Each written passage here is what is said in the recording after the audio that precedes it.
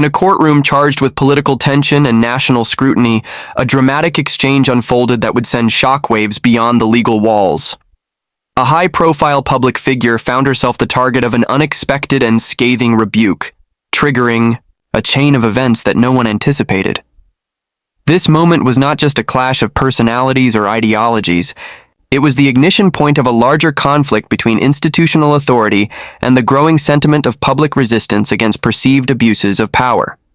It began as a routine appearance, but it quickly escalated into something far more consequential. The courtroom, packed with media and political observers, became the stage for a symbolic and forceful assertion of judicial dominance. The reprimand was sharp, public, and deliberate, an unmistakable move to assert authority and set a tone. But rather than silencing dissent or reinforcing control, the action backfired in spectacular fashion. Within minutes, conversations shifted. The tone of commentary changed. What was meant to project strength ended up exposing vulnerability. 2. The outsider. It might have seemed like a standard expression of courtroom protocol. Yet for those attuned to the undercurrents of power, it was clear that the act went far beyond legal formalities. It had the feel of a political statement cloaked in judicial robes. The reaction from spectators and commentators alike reflected this perception. Social media lit up with analysis and speculation, and political commentators drew lines between this moment and a broader pattern of behavior that many had begun to question. The language used was not just firm, it was calculated, designed to diminish and discredit. But in doing so, it revealed a deeper insecurity, the fear of losing narrative control. The backlash was immediate.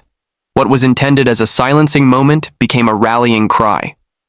Supporters of the rebuked official framed the moment as emblematic of the growing hostility between the judiciary and those pushing back against institutional overreach. It reignited discussions about the role of courts in political discourse, and whether some figures within the judiciary were stepping beyond their designated boundaries. Analysts began combing through past cases, rulings, and patterns of conduct, uncovering inconsistencies that painted a troubling picture. The courtroom moment served as a window into a growing crisis of legitimacy.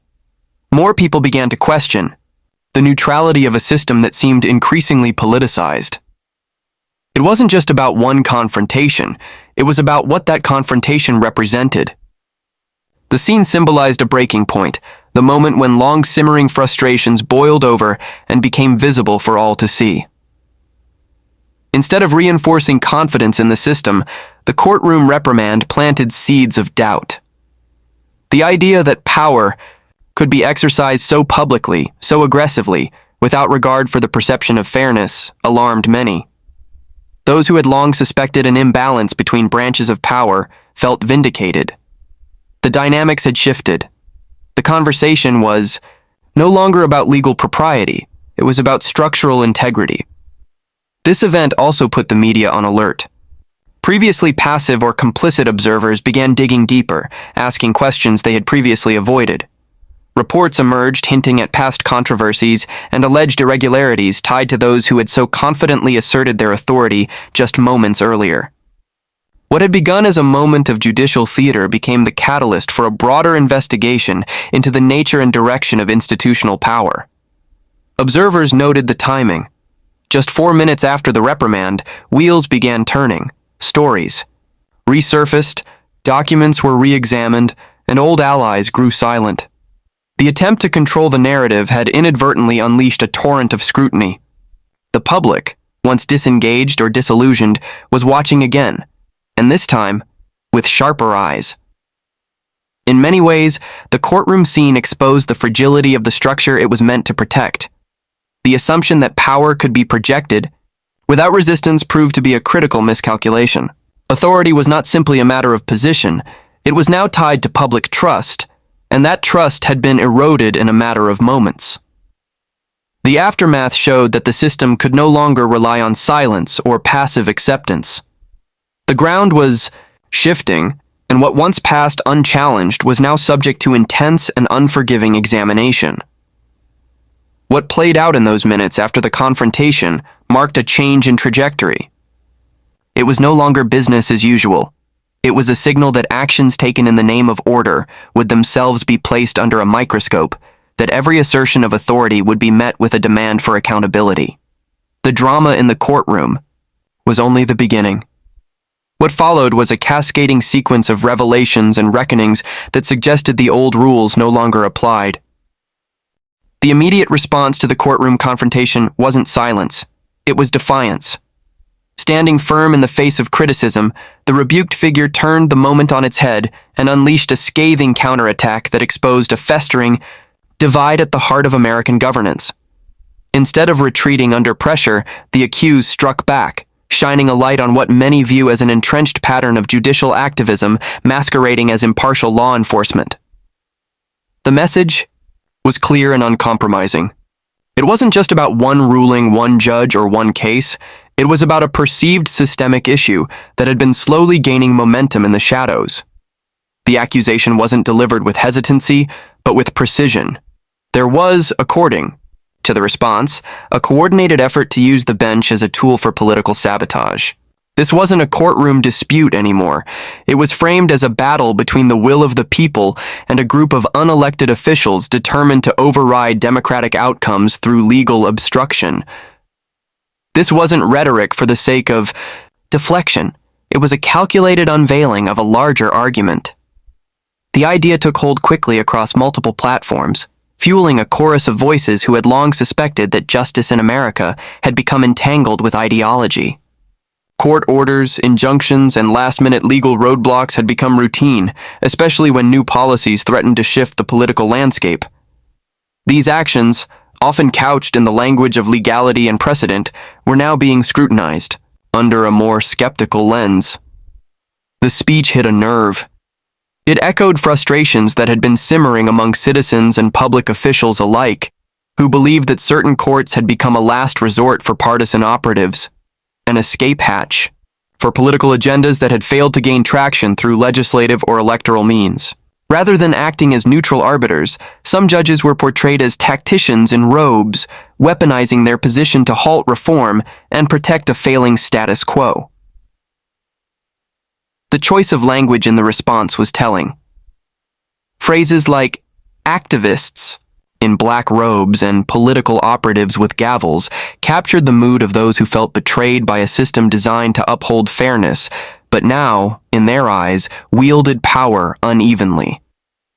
The speaker emphasized that this wasn't about resisting justice, but about resisting distortion, resisting a judiciary that, when confronted with ideas it disliked, chose to obstruct rather than interpret. What followed was an outpouring of support from a public that had grown tired of watching elected mandates stall in courtrooms. Ordinary citizens who had once viewed the judicial system as untouchable began asking harder questions. Why did some rulings seem to emerge just in time to stop critical policy shifts?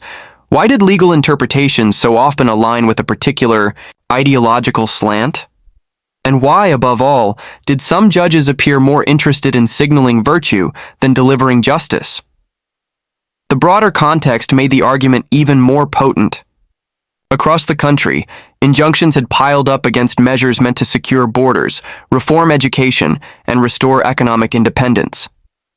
Many of these rulings originated from a handful of courts, often within districts known for their political leanings. These patterns didn't go unnoticed. They became talking points, evidence, proof, at least in the minds of many, that the judiciary was no longer acting independently, but strategically. The most striking element of the speech was its unapologetic tone. There was no attempt to soften the blow or cloak the message in bureaucratic niceties. Instead, it was a challenge thrown directly at the institution. If the courts continued to act as partisan battlegrounds, then they would be treated as such. This wasn't a threat of violence or chaos. It was a declaration that respect for authority had to be earned, not assumed. Legal scholars and political commentators scrambled to respond. Some dismissed the claims as inflammatory, while others conceded that the argument had merit. Behind the scenes, lawmakers began discussing reforms that had long been shelved, measures to curb forum shopping, restore jurisdictional balance, and introduce accountability into a system that had operated in near-complete autonomy for decades. The idea that judges could rule with impunity while remaining above criticism was no longer sacrosanct. The speech marked a turning point in how the public viewed judicial power. It suggested that legitimacy comes not just from law degrees and lifetime appointments, but from fidelity to the spirit of democracy. If the courts were to play politics, then they could no longer demand to be treated as politically neutral.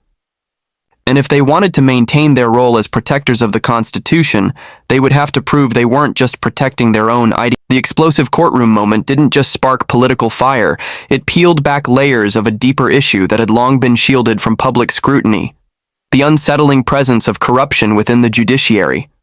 For years, many assumed that judges operated with unquestioned integrity, bound by principle, precedent, and the public trust. But as the dust began to settle, attention shifted from the clash of personalities to the structure itself, revealing cracks that had been carefully hidden beneath legal tradition and institutional prestige.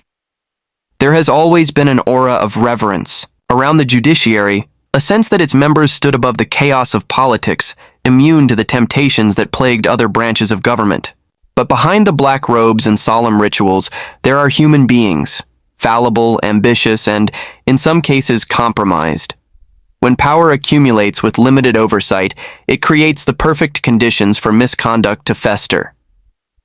This incident didn't just shine a light on the imbalance of authority, it set off a reckoning. Suddenly, the public began to look differently at the courts. Questions that had once been whispered in academic circles or quietly debated by insiders were now echoing across media platforms and kitchen tables. If a judge could act with apparent bias in such a visible setting, what else might be happening away from the cameras, behind closed doors? Was this an isolated case of ego run wild, or part of a broader culture of unchecked judicial privilege? Researchers and watchdog groups quickly pointed to data that had been largely ignored. Trial-level courts, where decisions are made quickly, and with less national attention, were especially vulnerable. These courts often handle high-stakes cases with minimal visibility and maximum discretion. While higher courts receive scrutiny from the public and press, the lower rungs of the system operate in relative obscurity, making them prime territory for influence, favoritism, and misconduct to quietly flourish. Even within legal communities, concerns about judicial conduct have lingered beneath the surface. Attorneys in private conversations have long expressed frustrations about certain judges who appeared to rule less on legal merit and more on personal preference or ideological alignment. But the risks of speaking out, professional backlash, client consequences, or even contempt charges kept most criticism subdued. It wasn't until this moment, when a national spotlight hit the courtroom, that the conversation truly broke open. The timing was critical. In a political climate already thick with distrust, the idea of a compromised judiciary resonated deeply with a public exhausted by institutional failures. Stories began surfacing, old decisions that now looked suspicious in hindsight, connections between judges and donors, closed-door meetings that raised eyebrows. The media, once deferential, began digging with renewed urgency. Legal scholars who had once hesitated to challenge the system's sanctity now openly questioned its impartiality. It wasn't just about financial corruption. The more insidious form lay in ideological capture. Judges who, over time, came to see their position not as neutral arbitrators, but as guardians of a specific worldview. This shift might not leave a paper trail, but it shaped decisions, framed legal reasoning, and subtly tilted the scales of justice. When rulings began to consistently favor one political direction over another, regardless of the facts, it became harder to defend the idea that justice was truly blind. The ripple effect of this exposure began to reach legal institutions themselves. Judicial councils, bar associations, and internal review boards were pressured to respond. Demands for transparency surged. People wanted to know how judges were selected, how complaints were handled, and why so few faced disciplinary action, even when misconduct was documented. The traditional shield of judicial immunity, long considered essential to maintaining independence, now looked dangerously close to impunity. What had been accepted as business as usual was now being reevaluated. The idea that judges could interpret the Constitution with absolute discretion, without meaningful oversight, became a focal point for reform advocates. Proposals surfaced calling for term limits, mandatory ethics training, financial disclosure reforms, and more rigorous review procedures. While some dismissed these as attacks on judicial independence, others saw them as necessary steps to restore faith in a system many believed had gone off course. The fallout continued as more citizens began to engage directly. Court proceedings were watched more closely. Public records were examined. Protests were no longer limited to legislative chambers. They extended to courthouses. People wanted to see that justice was not just performed, but performed fairly. This moment of exposure had triggered something powerful, a widespread realization that even the most sacred institutions are not immune to decay, and that vigilance is the only antidote to corruption, no matter where it hides. The courtroom altercation, though initially perceived as an isolated spectacle, swiftly became the catalyst for something much larger, an awakening. What seemed at first to be a theatrical assertion of authority turned into a moment that unraveled years of institutional protection. With a single flash of confrontation, the public's eyes opened wider than they had in years, and the illusion of invincibility surrounding the judicial elite began to fracture. It didn't take long for the incident to trigger a wave of interest and scrutiny. Media outlets that typically handled legal affairs with gloves started peeling back layers. Independent journalists began tracing patterns, repeated behaviors, questionable rulings, and the subtle yet unmistakable rise of personal ideology influencing judicial decisions. Public interest groups, long frustrated by a lack of traction, seized on the moment and began releasing data, timelines, and long-ignored records. The narrative of noble impartiality gave way to a more complicated truth. Behind the polished language of the court was a system of power that had shielded itself from accountability for far too long. The response was more than just political. It was deeply cultural. Across social media and traditional platforms, citizens began asking questions they'd once considered taboo. Why had so many complaints against certain judges disappeared without action? How were some jurists consistently selected for high-profile cases in districts known for partisan leanings? Why did court calendars sometimes shift just in time to delay decisions on politically sensitive issues? These weren't abstract legal concerns. They were tangible, visible signs of a machine protecting itself at the expense of public trust. The sudden visibility of these questions changed everything. It was no longer just legal experts talking to each other in cloistered conferences. Now, everyday Americans were engaging with judicial ethics, court transparency, and constitutional balance in a way that hadn't been seen in decades. It was a kind of civic reawakening, one rooted not in anger alone, but in determination. People wanted clarity, they wanted oversight, and most of all, they wanted to believe again in a justice system that worked for the many, not just the privileged few. Institutional response was slow at first. The system, long insulated by tradition and deference, didn't immediately recognize the magnitude of the shift. But pressure mounted. Lawmakers began receiving an influx of calls and messages demanding reforms. Grassroots organizations launched petitions. Civil rights groups used the moment to highlight long-standing disparities in how justice was administered. Even some members of the judiciary, sensing the change in public mood, cautiously began voicing support for increased transparency and procedural reform. At the heart of the outcry was a demand for accountability, not just in individual rulings, but in the culture of immunity that had shielded judges from facing the consequences of bias or misconduct. Proposals emerged from all corners: mandatory, disclosure of financial and familial ties, independent oversight boards with real power, fixed terms instead of lifetime appointments, and penalties for clear violations of judicial ethics.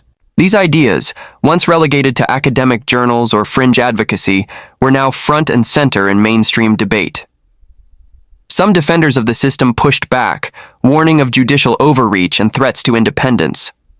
But that argument began to lose its potency. People were no longer buying into the binary of total deference or total chaos. They saw a third way, one where independence could coexist with transparency, and where checks on power were not only appropriate but necessary. The old assumption that questioning a judge was tantamount to undermining democracy had been broken. In its place was a new paradigm.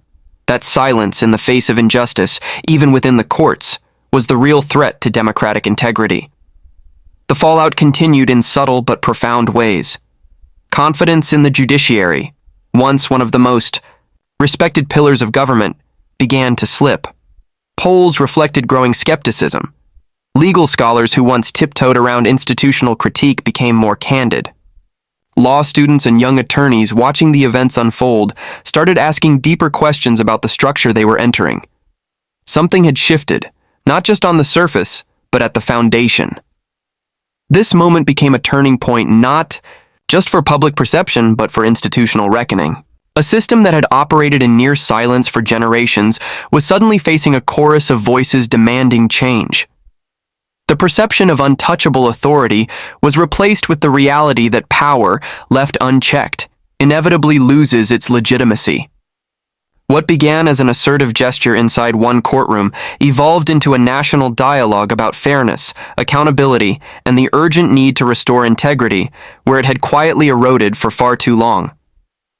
As the dust settles on what initially seemed like just another courtroom drama, a deeper truth emerges. This was never about a single moment, a single personality, or a single ruling. It was a spark, a flashpoint that lit the fuse of something far more significant. What happened in those tense minutes didn't stay confined within the walls of the courthouse. It rippled outward, exposing long-standing fractures in one of the most powerful institutions in the nation. And once exposed, those cracks could no longer be ignored, covered, or dismissed as anomalies. This story, now etched into the national consciousness, is a sobering reminder that no institution is beyond reproach. The judiciary, long revered as the final arbiter of justice, must be subject to the same scrutiny, accountability, and public oversight as any other branch of government. The myth of untouchable robes has been challenged, not by political enemies or media bias, but by the institution's own missteps, its own failure to maintain the appearance and practice of impartiality. But with exposure comes opportunity. The widespread attention and growing public awareness present a rare and urgent chance for reform. Not reform fueled by vengeance or political agendas, but by the shared goal of restoring credibility. Whether it's through ethics reform, term limits, transparency measures, or independent oversight, the path forward must be one that reestablishes balance, not just in law, but in public trust. What makes this moment different is the awakening it triggered. The people are watching now. They are paying attention, asking hard questions, demanding real answers, and they aren't satisfied with scripted responses or symbolic gestures. They want structural change. They want to know that those who interpret the law are not above it. They want a justice system that not only speaks in the name of fairness, but practices it in every ruling, every appointment, every decision made behind closed doors. The pressure to preserve legitimacy now rests not in defending what was, but in building what must come next. Trust, once lost, is hard to regain, but not impossible. It begins with truth. It continues with accountability. And it lives on through the people's insistence that no one, not even the most powerful in the courtroom, can wield unchecked authority without consequences. In the end, this wasn't just a courtroom moment. It was a mirror. It reflected back to the nation everything we needed to see: the courage to stand firm, the arrogance of power, the fragility of institutions, and the resilience of a people who refuse to be silenced. What happens next will define more than a legal chapter. It will determine whether justice in America truly belongs to the people or just to those